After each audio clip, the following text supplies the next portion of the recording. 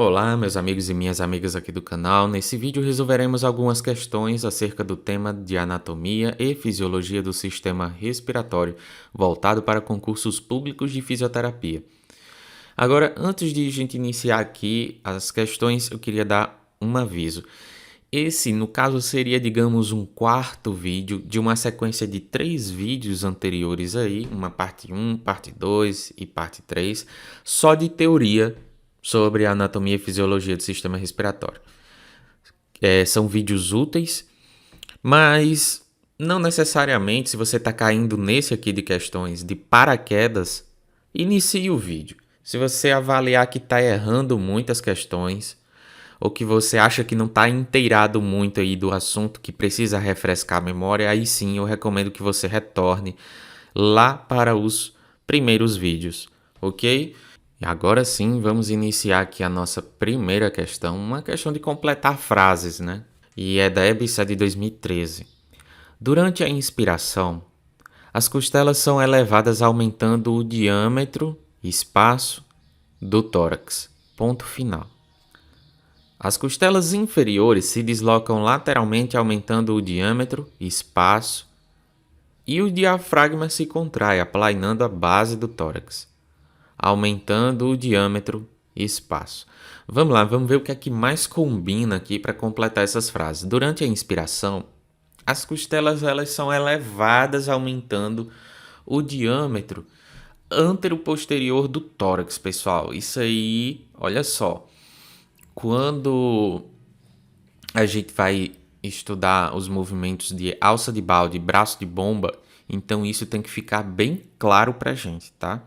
Se isso não tá claro para você, olha, você tem que voltar lá para os nossos primeiros vídeos, tá bom?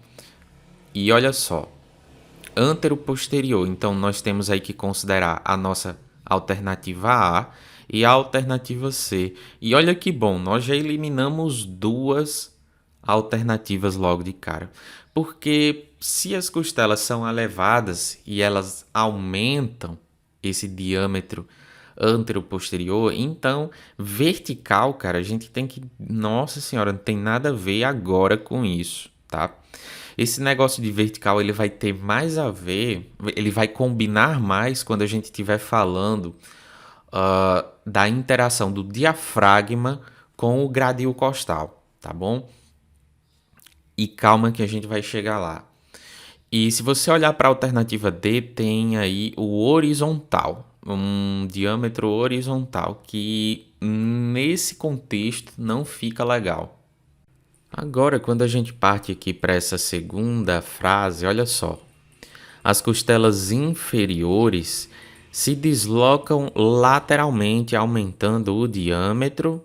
Então, quando nós inspiramos, as costelas inferiores, elas abrem um espaço lateral para que o pulmão possa se expandir, né? Na medida em que o pulmão se expande, as costelas elas se deslocam lateralmente, aumentando o diâmetro lateral, né? Mas todas as alternativas aí colocam um termo chamado torácico lateral, que no contexto dá no mesmo, tá, pessoal? Então tá certo.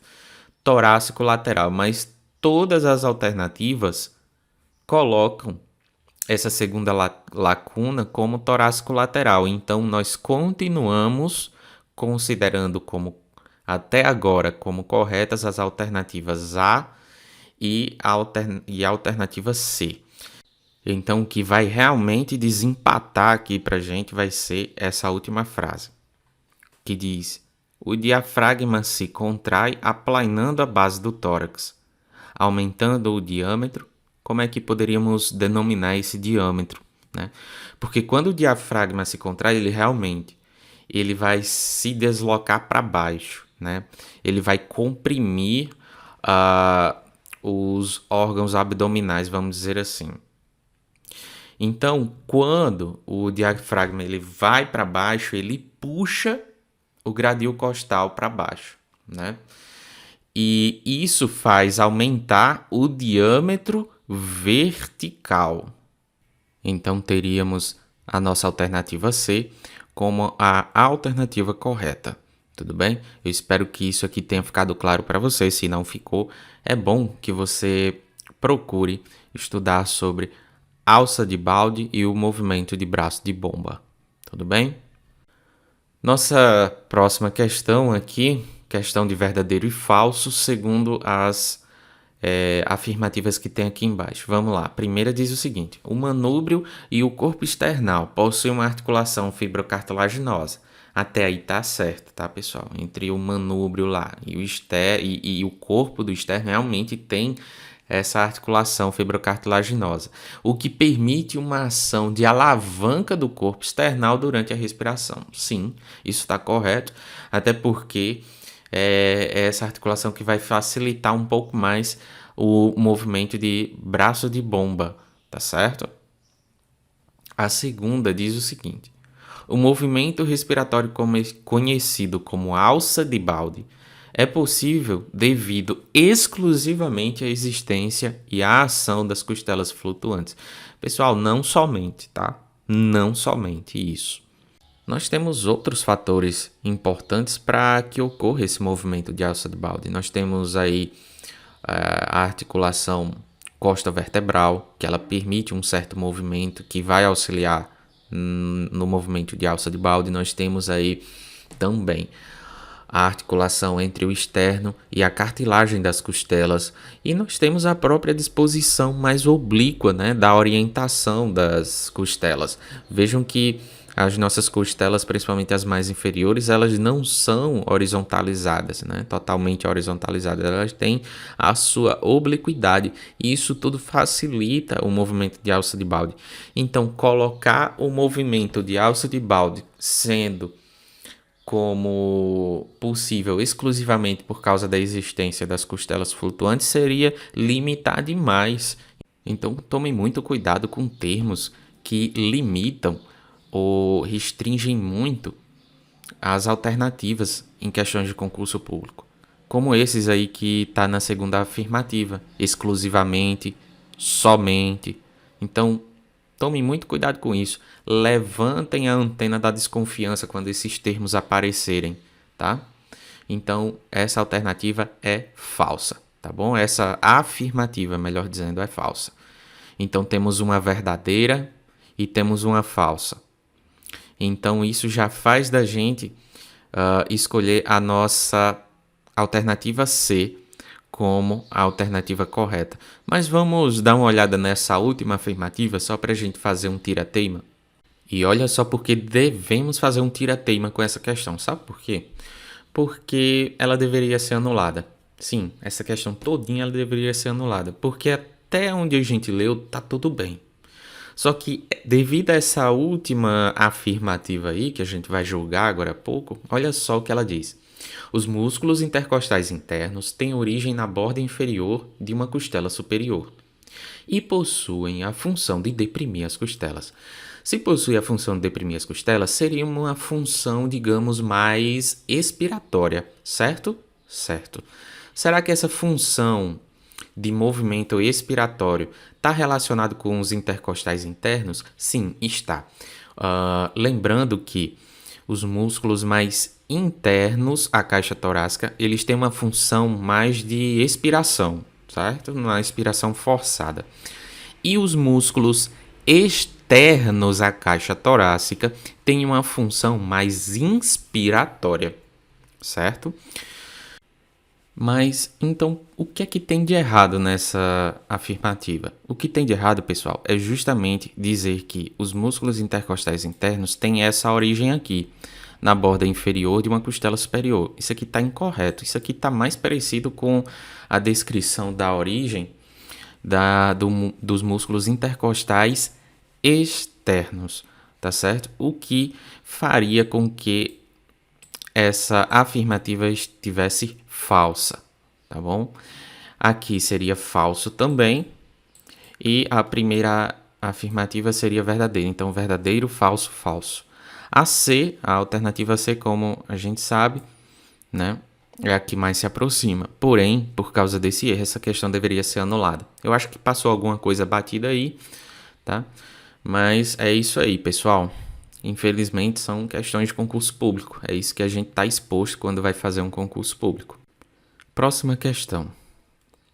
O movimento das costelas na respiração é de extrema importância, pois contribui para a mobilidade da caixa torácica. O movimento que faz com que a parte média da costela se mova para cima e para baixo e que aumenta e diminui o diâmetro transverso do tórax chama-se. Pessoal, lembrando que quando a gente fala de respiração e quando a gente fala de movimentos ali da caixa torácica, nós temos que lembrar de dois movimentos essenciais. A alça de Balde, que faz com que as nossas costelas se movam para cima e para baixo, aumentando o diâmetro lateral ou transverso, se você quiser chamar assim. E temos o movimento de braço de bomba, que faz com que o nosso tórax aumente o diâmetro antero-posterior. Então, vocês vão concordar comigo que essa descrição aqui, em que a costela se move para cima e para baixo e que aumenta o diâmetro transverso, ou seja, lateral, se você quiser chamar assim, faz com que a gente queira marcar a opção chamada alça de Balde, né? Movimento de alça de Balde. Então, alça de bomba, errado. Alavanca, errado. Bomba de difusão, nada a ver. Então, nós só temos aqui a alternativa D, que diz alça de Balde é exatamente a alternativa que a gente queria. Nossa próxima questão diz o seguinte: em relação aos músculos da respiração, assinale a alternativa correta. A alternativa A diz assim: o diafragma é um músculo estriado esquelético e possui como limites o externo, os arcos costais e as vértebras de T7 a T12. Vamos analisar isso aqui com muito cuidado. O diafragma é um músculo estriado esquelético. Sim, é um músculo estriado esquelético. E possui como limites o externo, ok. Os arcos costais, ok. Peraí, então, externo, ok. Arcos costais, ok. E as vértebras de T7 a T12. Pessoal, quando fala nas inserções ali do diafragma, tá? É isso que ele quis dizer com limites. Não se considera vértebras T7 e T12. Na verdade, seriam as vértebras, vou colocar aqui um V de vértebras, que vão da L1 até a L3, tá bom? L1 a L3. O que ele tirou aqui de referência desse número 7 e 12 é justamente das costelas. As costelas, sim, é que possuem ali umas inserções da sétima costela, tá? Até a 12ª costela. Então ele quis lhe confundir aí, colocando referências de costela e misturando com vértebras, tá bom? Então muito cuidado com isso. Isso faz com que a nossa alternativa A gente corte ela aqui porque está errada. A alternativa B diz o seguinte: durante o ato da inspiração, o diafragma se eleva e na expiração ele se rebaixa. Pessoal, isso aqui está trocado, né? Por quê? Na inspiração, o diafragma ele vai lá para baixo, puxando o gradil costal, né? Então, na inspiração, o diafragma ele se rebaixa e na expiração ele volta à sua posição normal, mais lá para cima, né? Se elevando. Então, devido a essa inversão que ele fez aqui, a nossa alternativa B também está incorreta. Alternativa C. Os intercostais externos são responsáveis pela expiração. E será que isso está correto, pessoal? Vamos então revisar aquilo que eu falei na primeira questão, tá? Olha só. Os músculos mais externos à caixa torácica, eles são responsáveis pela inspiração. E os músculos mais internos à caixa torácica, eles sim é que são responsáveis pela expiração. Então, se aqui é o intercostal externo, ele deveria ser responsável não pela expiração, e sim pela inspiração, tá certo? Então, isso faz com que a nossa alternativa C esteja errada. D. Os intercostais internos auxiliam na inspiração. Como eu já falei também, né? Está incorreta. Na verdade, seria expiração. Então, vejam que só sobrou aqui a alternativa E, né? O esternocleidomastóide, músculo acessório na respiração, origina-se no processo mastóide do osso temporal, sim, e se insere no manúbrio, ok, e face interna da clavícula, ok, são as inserções mesmo do esternocleidomastóide. Então vejam, pessoal, que não é uma questão lá muito difícil, mas ela puxa muito da memória da gente coisas, né, relacionadas à origem, inserção e ação muscular da respiração.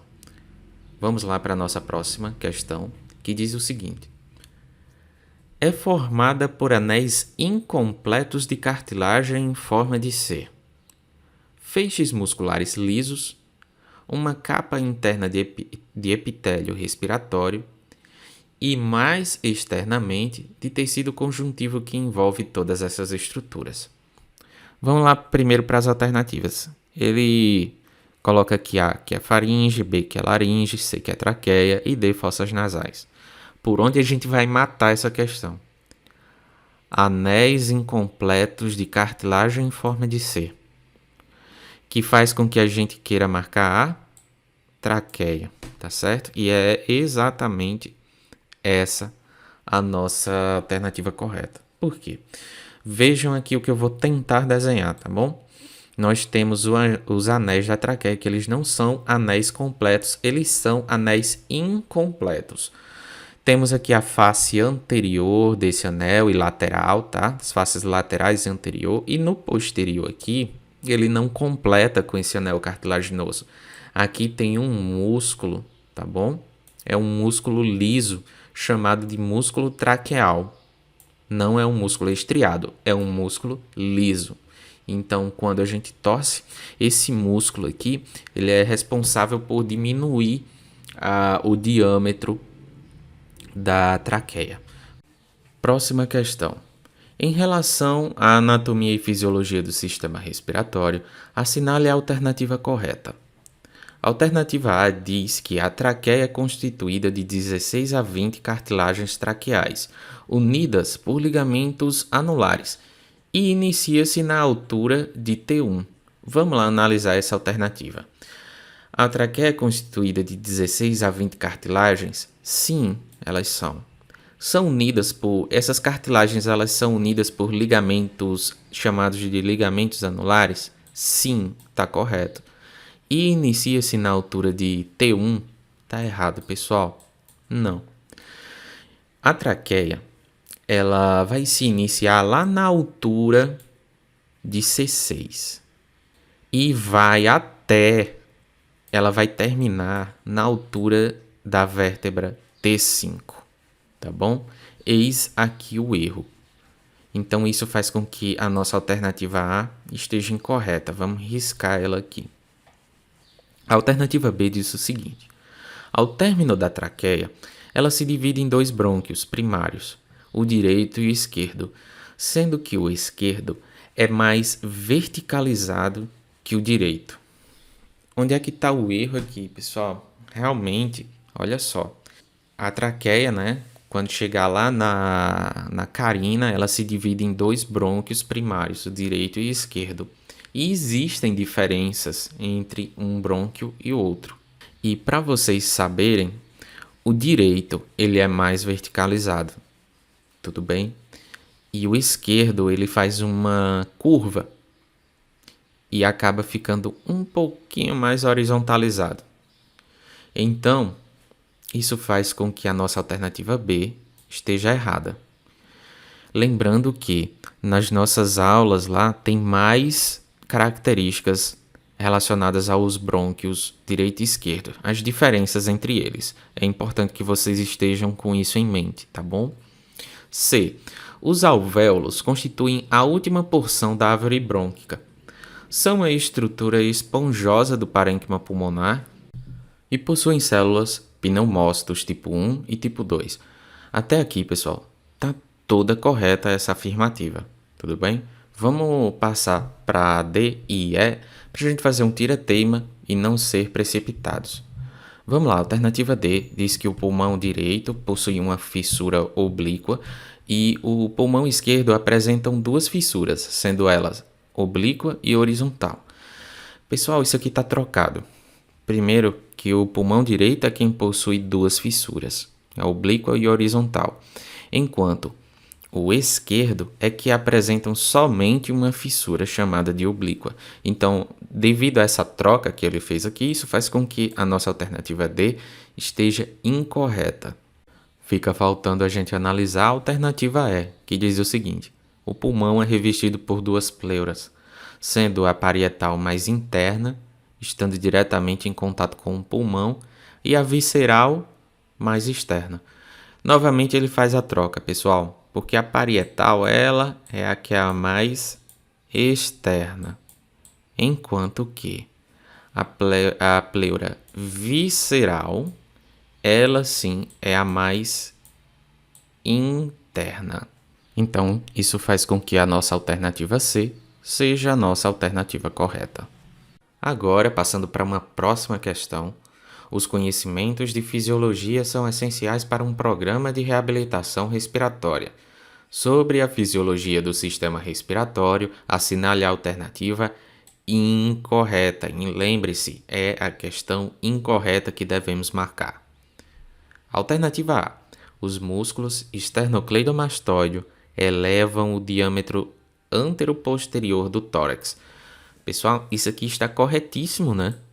Porque essa é exatamente a função do esternocleidomastoideo em relação à caixa torácica quando estamos falando no movimento de inspiração mais forçada, né? O esternocleido vai entrar em ação quando necessitarmos de uma inspiração mais forçada. B. O reto abdominal, os oblíquos interno e externo e o transverso abdominal contraem-se a fim de forçar para baixo a caixa torácica. Está também, pessoal, muito correto. São músculos abdominais que eles vão entrar em ação na expiração forçada. C. Os intercostais internos funcionam primariamente durante a inspiração forçada, elevando as costelas. Eis aqui o erro da alternativa, pessoal. Olha só. Intercostais internos. Lembrem-se, quando a gente está falando em músculos internos à caixa torácica, eles vão funcionar como músculos da expiração, tá certo? Se são músculos expiratórios, eles vão deprimir as costelas e não elevar. Então, é esse detalhe aqui, tá? Que faz com que a nossa alternativa C esteja incorreta. E como é a incorreta que a gente quer mesmo, né? É ela quem devemos marcar. Mas só como tira-teima, vamos ver aqui a alternativa D. Durante a inspiração relaxada, o diafragma é o principal músculo responsável pelo movimento do ar. Isso aqui está certíssimo, pessoal, porque se a inspiração relaxada, normal, não tem para que músculos acessórios entrarem em ação. Somente o diafragma ali vai fazer o trabalho, né? Na verdade, 75% de todo o trabalho, ok? Então, pessoal, é a alternativa C mesmo, ok? A alternativa incorreta, a que deveríamos marcar.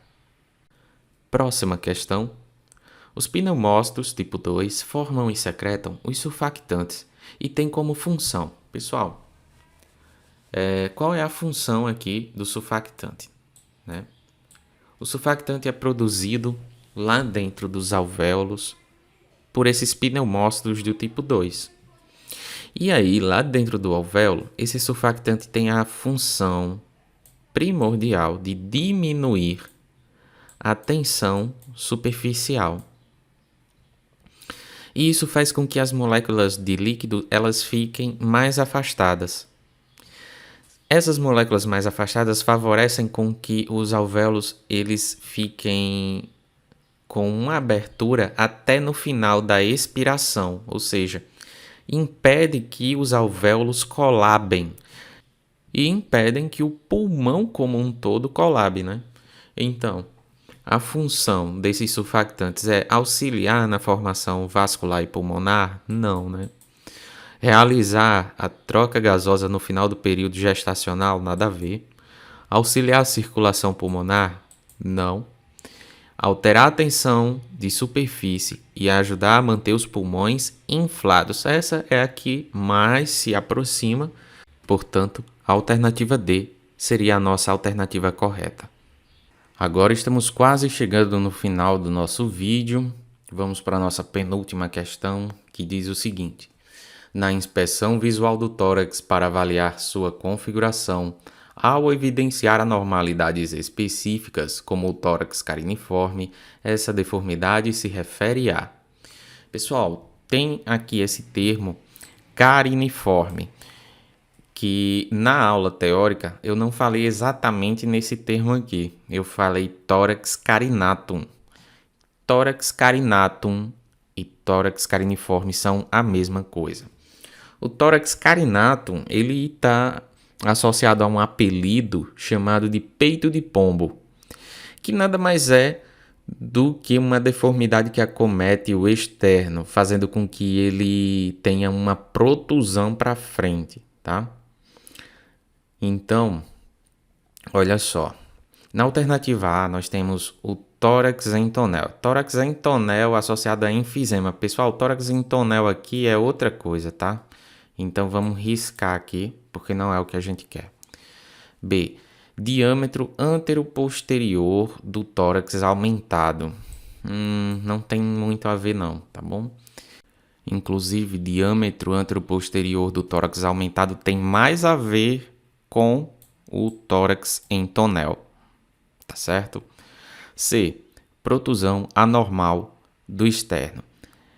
Parece ser exatamente isso aqui o que a gente quer, mas vamos dar aqui uma olhada na D para a gente fazer esse tira-teima. A alternativa D diz que é uma depressão de parte ou de todo o externo. Pessoal, depressão do externo ele tem a ver com uma outra deformidade do tórax chamada pectus excavatum, tá certo? Então não tem a ver com o carinatum. Então, realmente, a nossa resposta certa é a alternativa C, uma protusão anormal do externo. Vamos para a nossa próxima questão agora. Assinale a alternativa que corresponde à região onde o ritmo respiratório básico é gerado. E aí ele nos dá 5 alternativas para a gente descobrir qual delas é a correta. Temos aqui o centro apnêutico, núcleo parabraquial, medula dorsal, centro pneumotáxico e cérebro. Qual deles tem a ver com o ritmo básico da respiração? Pessoal, esse assunto ele está relacionado com o controle neural da respiração, né? O controle que o nosso sistema nervoso autônomo exerce sobre a respiração. Se nós soubéssemos só o nome dos componentes, assim, digamos que você esqueceu o passo a passo, né, ali do controle neural, do controle respiratório através do sistema nervoso autônomo. Se você lembrar os componentes, você já conseguiria resolver essa questão tranquilo, tá bom? Então vamos lá relembrar quais são esses componentes.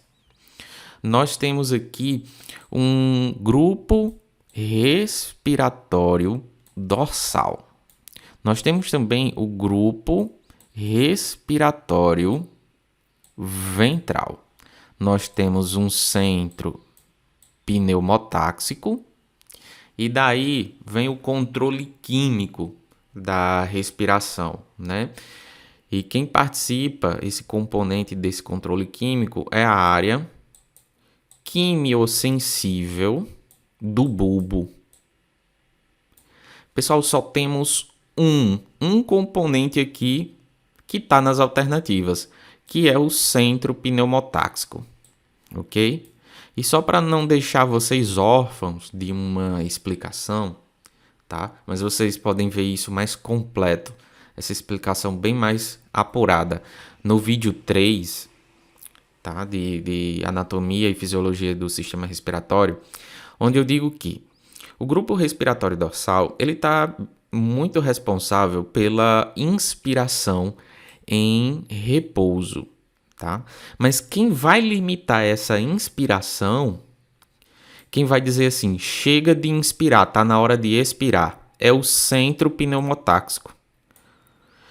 O centro pneumotáxico ele inibe o grupo respiratório dorsal para iniciar uma expiração. Então, de certa forma, o centro pneumotáxico ele está ligado com o aumento ou a diminuição da frequência respiratória, a depender de como o nosso corpo está se comportando, tá certo?